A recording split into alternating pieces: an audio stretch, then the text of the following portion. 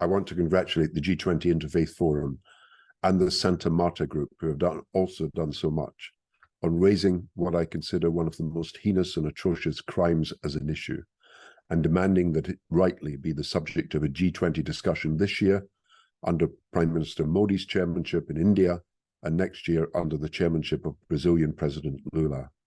The need for coordinated global action is urgent. For more than 200 years after international slavery trade was formally abolished in law, there has tragically never been a better time to sell a human life than today, with business sadly booming for the criminals who engage in human trafficking, forced labor, and modern slavery across the world. And an equal tragedy is that every day traffickers are pushing desperate men, women, and children into the hell of modern slavery in the knowledge that the crime is almost cost-free.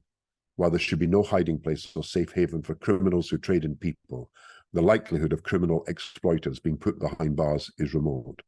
For while there are 50 million people living in modern slavery, 28 million men and women in forced labor, 22 million girls and women in forced marriages, only 15,159 traffickers were prosecuted in 2022 and just 5,577 found guilty, equating to one conviction for every 8,965 victims. Convictions against people trafficking are so low that in the whole of the Americas, from Canada and the US to Argentina and Brazil, just 256 convictions were recorded in the last year for which figures were available. This G20 Leaders Summit in New Delhi and the next one is the opportunity, and indeed the responsibility, to seize the moment to ensure the UN's goal of eradicating modern slavery by 2030 does not fade from view. India is, of course, the country with the highest number of people living in modern slavery. And along with many others, I've written to the Prime Minister Modi, asking him to place on the agenda the abject failure of any government in any part of the world to do enough to close down the slave traders and to end the lucrative profits, nothing less than blood money, which total more than 150 billion annually at a conservative estimate. The scale of modern-day human enslavement means we all lose. For as the UN Security Council has itself stated, human trafficking is a tactic of terrorism and a significant source of terrorist funds. Last year, despite the 50 million figure, only 115,000 victims were identified worldwide, the majority self-reporting.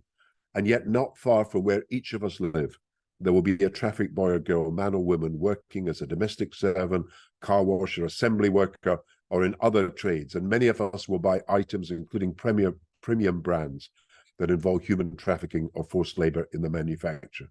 So it's time for coordinated action, and it needs the G7, the G20 to reform global supply chains and puncture the complacency of well-known clothing, electronics, and other brands that have been willfully ignoring the slave trade. We need the worldwide introduction of due diligence laws that exist today in Norway, France, and Germany, and require businesses to monitor and report on the risks of slavery in the supply chains.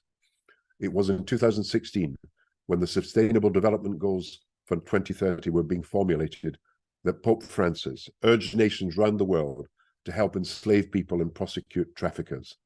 There has followed 7 lean years, during which little progress has been made despite all your great efforts. Now, with just 7 years left to meet the 2030 goal, I know all present will agree with me that the G20 must start to live up to its claim to be the world's premier economic forum and intensify the global mission we all share to eradicate for good the modern slave trade.